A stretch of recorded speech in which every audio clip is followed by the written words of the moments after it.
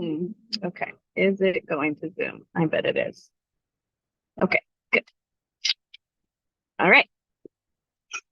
So hi, I'm Heather, and I wanted to talk a bit about a wide variety of things. So on my drive home, I'm gonna do it.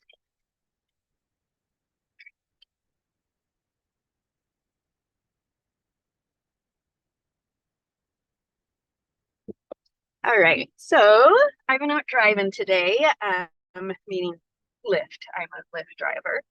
I've been out driving today, and it's one of those days where I'm just thinking, my goodness, more people need to know, like, actually what a friggin' good job this is.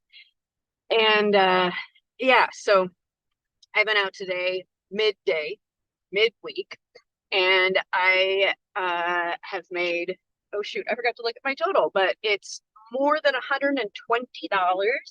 And I worked less than, again, I better double check my facts, but I think I worked 3.5 hours. So I don't know about you, but I consider that to be pretty good hourly wage. And I put very few miles on my car.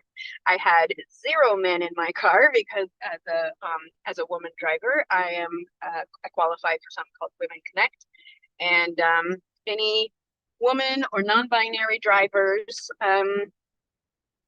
would be part of that program. And then any writers who have in their profile that they are a woman or non-binary and they've opted in to Women Connect, you'll get matched with them. And so ever since that started, I have on average gotten no more than 1 out of every 10 writers is a man. And almost every time they're with a woman. It's rare that I get a single writer that's a man these days. Now, I don't have troubles with men or male writers anymore. I would say the first couple years I was a driver, I did. But once I started to change how I was in the car, how I approached the job, my experiences also changed. And I mean, to be clear, it's not like I had a bunch of terrible experiences before I started being intentional. It's just that it was kind of more, I think, the average experience for drivers. I made about the average pay rate back then. I had a handful of not so great experiences in my first, I don't know, probably 1,000 trips. But yeah, as soon as I started to get really intentional about my driving time, I started starting my driving shift with a statement, which mine, I mean, I would encourage anybody to do this, whether all you're doing is driving for pleasure or driving for work. Create a intention statement that you say every time you get in the car and get behind the wheel. Mine, when I'm working, is angels, guides, guardians, and enlightened beings, please match me with kind, generous, interesting writers, lucrative, safe, and fragrance-free rides. Every single word in that is important to me. And ever since I've been doing that, my average hourly income has doubled, and the amount of miles I drive has dropped drastically. There's a couple different reasons for that, but a big one I really feel is me and my attitude and how I approach the day in general, not just when riders are in the car, but just in general.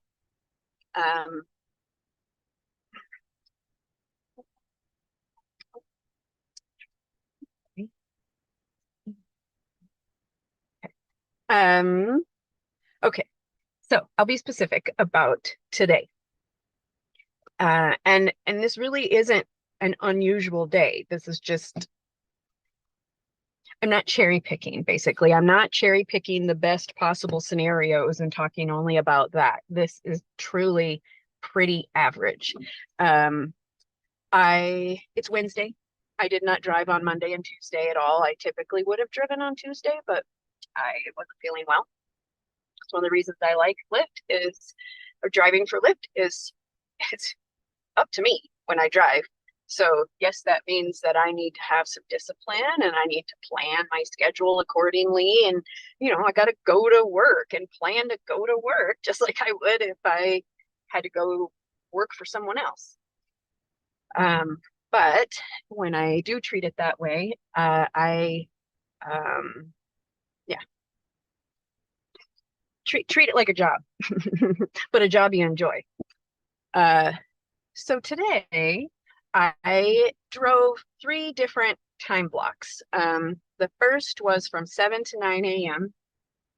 And in that first 2-hour time block, I made $75 and did fewer trips than usual. But the reason why I was able to make so much in those first 2 hours is because each ride, almost every one of those rides, had a $5 bonus added by Lyft, like just automatic. I knew that I was getting at least 5 per trip.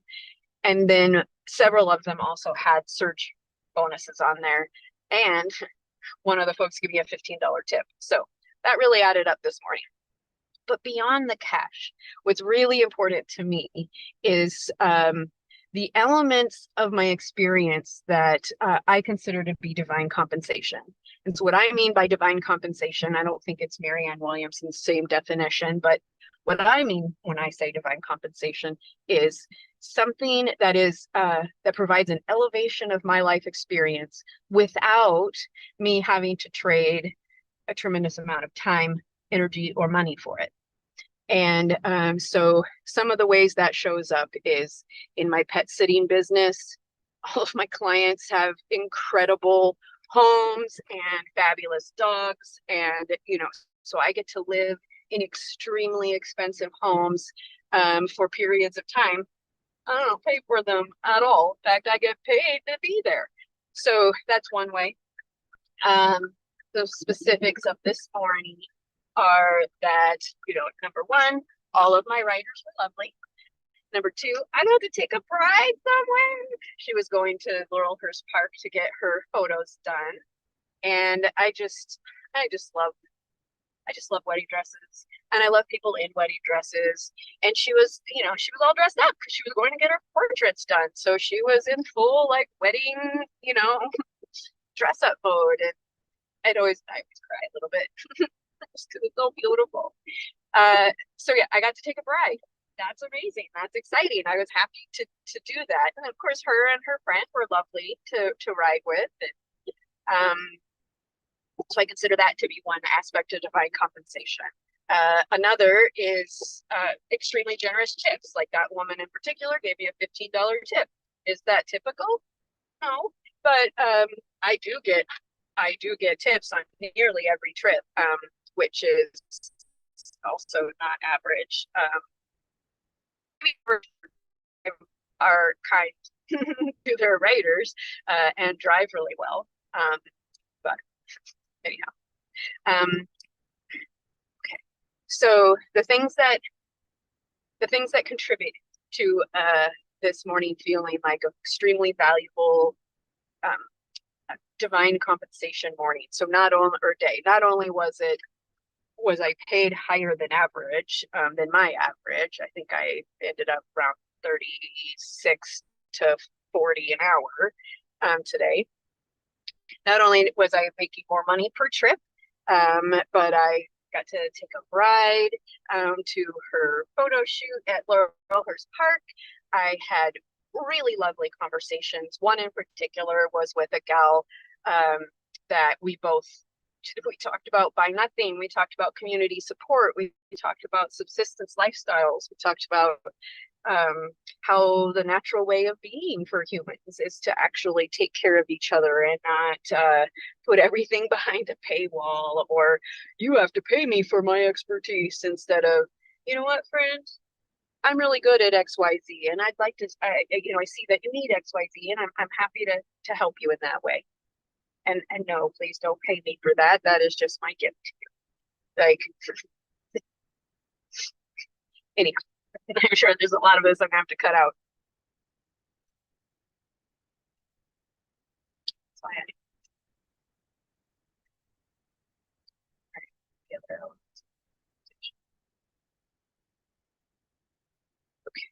So, elements of divine compensation this morning. One, much lower mileage than I typically drive. Now, to be honest, I drive very low mileage as it is with Lyft because I stay within a very tight 5 mile radius. Thankfully, they give the opportunity these days to decide what radius you want to work in and where you want that radius to be. So I use that very much to my favor. I don't do any long trips anymore, which is one way to make a good income is to do the longer trips. I don't like long trips. What I like are short trips that I receive a bonus on every one of them. So if I drive for 2-3 miles, normally I would make $3 to $6 on that. But when I'm getting bonuses and surge add-ons and things like that, my average per trip goes from it goes to an average of $10 per trip, but today it was more like $15 per trip. So yeah, very short trips, and actually not a ton of them. I had fewer riders today, which was fine with me. I got nice long breaks in between each rider, which sometimes I don't want that, but today was perfect because I was filling in the gaps in between with other things that I wanted to do. I use my time very wisely. So yeah, another element that I consider to be divine compensation is I got to practice living the life that I am genuinely building, very intentionally creating a life where I have extraordinary flexibility, where I can work for pretty much wherever I am, where I am compensated very, very generously, whether that be in currency or divine compensation, and I get to work with people and help people that I genuinely love and care for and am excited to help. So today, for example, I had a call with a friend of mine. She's doing a workshop this weekend, and I'm assisting her. And in many cases, people would expect to be paid for what I am doing, and she felt worry and concern about my offer to assist and felt like she needed to pay me. And I said, absolutely not. I do not want you to pay me. The reason I want to do this is because not only do I love assisting workshops and other sort of not only do I love assisting, like especially in authentic relating events or I don't know, this is gonna get cut. Okay. All right. So one of the elements that I consider to be divine compensation that I really enjoyed today is after my first few hours of driving, I had a break for a while before the next period that I was going to drive started. And in that time that I was free to do other things, I found a beautiful coffee shop that I decided to sit and work at for a while. I got to have a call with my dear friend Ayana about a daily workshop that she's doing this Sunday that I get to assist her with, and I'm really excited about. Did I decide I was going to drive again? Or am I done? I don't know. I better look at my clock. Let's see if I was planning on driving at 3 too. I should. I've already made more than $100. I'm not driving. That's okay. No, I'm not driving anymore. Okay.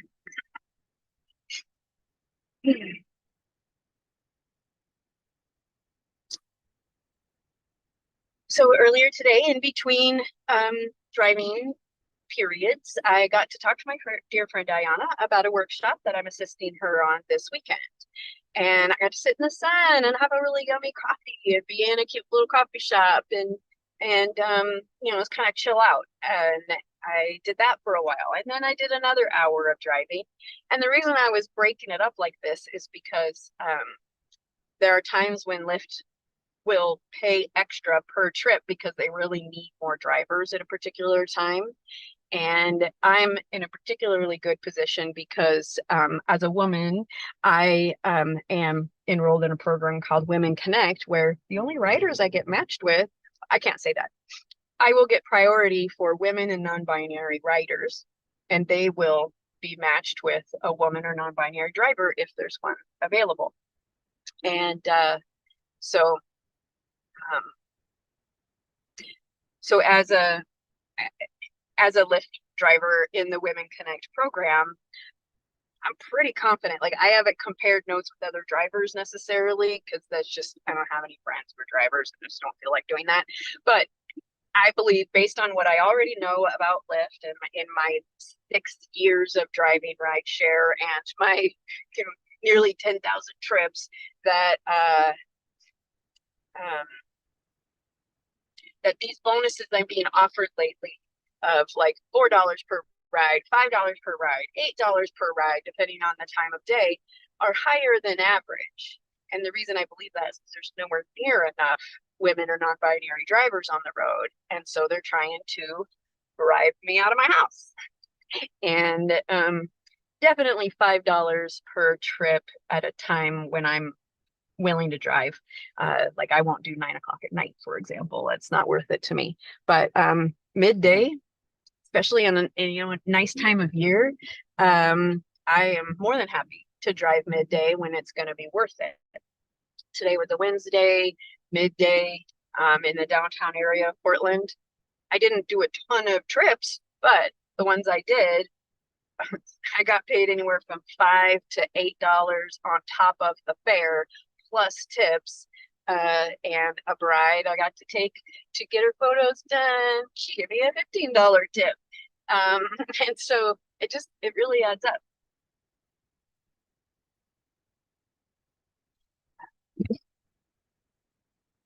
So I love spreading the work out. So I drove for a couple of hours.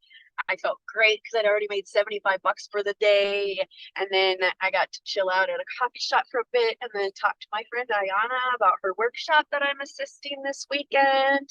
And on that call, I got to see her like kind of light up as she started to realize all the ways that I really genuinely wanted and was available to help her with, these very concrete things. And that was lightening her load and just worries she had on her mind. And that means a lot to me. I find that to be really encouraging, and um, it lights me up. And then while I still had a little bit of time, I had this friend that she and I had a conversation that we recorded like back in February. Here it is, mid-April, but I finally got that edited, and the purpose of the conversation was because she was relaunching her practice as a shaman, and I don't know. She was relaunching her business, and so we talked about that and a variety of other things back in February, and with the goal being that I would produce a couple of videos for her, as well as ones that would be on my channel. So they're valuable for both of us. And it had taken me a while to edit them because I didn't have a good editing program or whatever. So I finally finished it.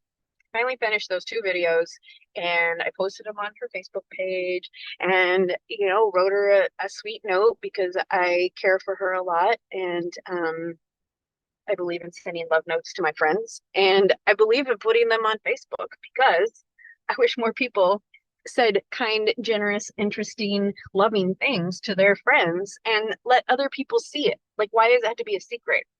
If you're giving somebody a compliment or telling them that you love them, like, why is that a secret or something that other people should see? There was this birthday party that I hosted at my house back in the fall of 2019 for a gal that I was working with at the time. We were business partners at the time. And one of the things we did during the birthday party was to for anyone who wanted to speak appreciations to her. And so here we are in a room with a whole group of people speaking appreciation and affirmation and support to the birthday girl. And one of the guests, I remember her saying, why don't we do this more often? Like, why don't we do appreciation out loud or appreciation in front of other people? And since then, I've made a point of doing a lot more of that.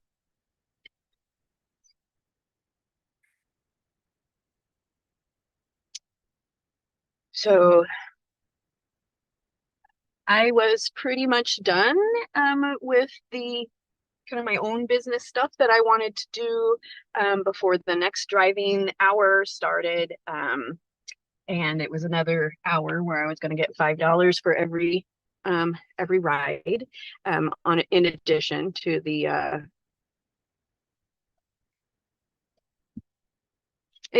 regular fare.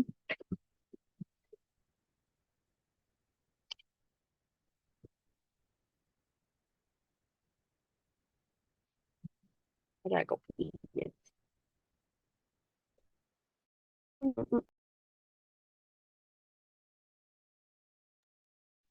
Okay. So I finally laid down. I've been home for a while, about 2:30, I think, and it's 3:15. So I went straight out to the backyard. Well, pretty much just bringing my stuff in, and I went out to the backyard and been hanging out back there.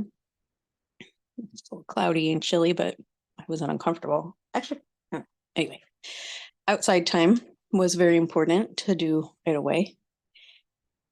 Bare feet in the grass. I had some cannabis. That really helps me be able to feel my body and like recognize some signs, some like signals. Because logically I know that it's 3:15 and I haven't actually had a meal today yet. I've had a whole bunch of snacks.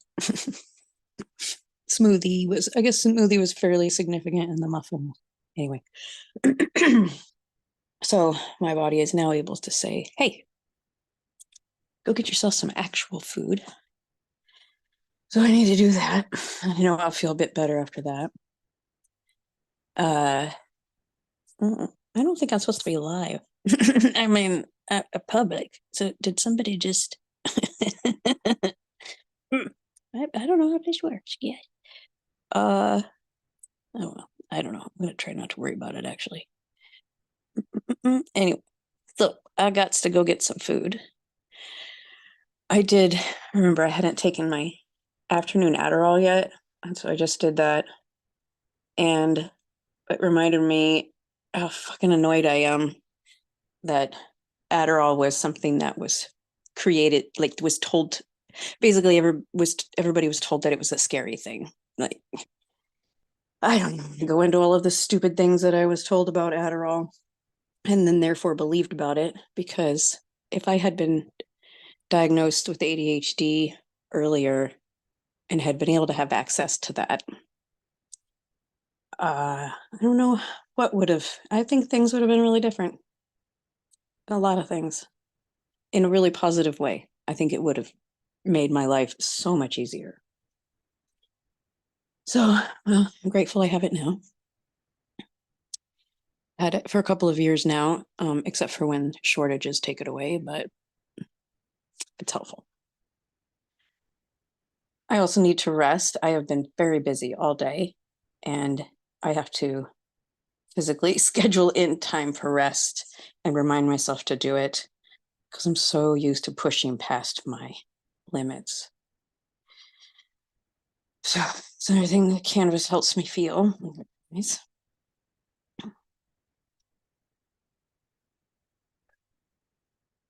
I've been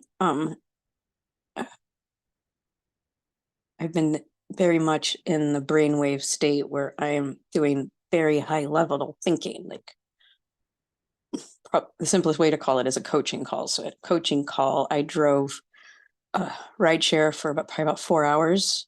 Not quite 4 hours today, but I had writers quite a bit of the time. So that's a very high level of executive functioning. And then in between trip rides, I was doing quick little business tasks. So my brain has been at top level attention since 7 a.m. and it's 3:15. I need to chill the fuck out. Okay. It's something I usually just blow right the fuck by. Okay. So what I actually came here to say in this moment was I've long had a dream, and I know it'll come true eventually, where I can say, like, say on a video, I'll say, you know what, can somebody please find that Robert Heinlein book? I think he was the author.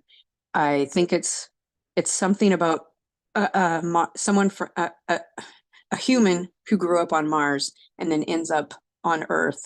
And I can't remember what it's fucking called, but there's a character in that book that I really want to emulate. And the thing that I most like about this particular character is he has like a team of it's women. It's a very sexist book. It's from like the 50s or something. He has this team of women following him around, and he will just dictate to them. And he writes like 10 books a month or something because he can just dictate his ideas to his assistants.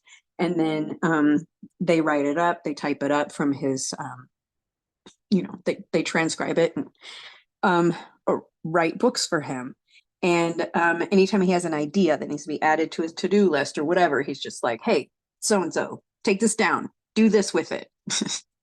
And so he doesn't have to think about whatever that idea is again until they come back and maybe they have questions or whatever. So he's getting a tremendous amount of work done by just saying, this is my idea. Hey, you take this down. And then I need one of them would be a research assistant if it were me. So this is what I'm gonna do and what I believe will happen. So I want to find out what is that book for one thing. So I would want, hey, somebody know what book I'm talking about, go find it, give me a link in the comments. Because not only do I want to read it again, but I would want to, put an affiliate link there. But whoever finds the link and puts it in the comments, it's anybody who clicks on it, they'll get the commission up until the time that I finally put it in my description. No, I'd leave it in the comments. They could, whatever.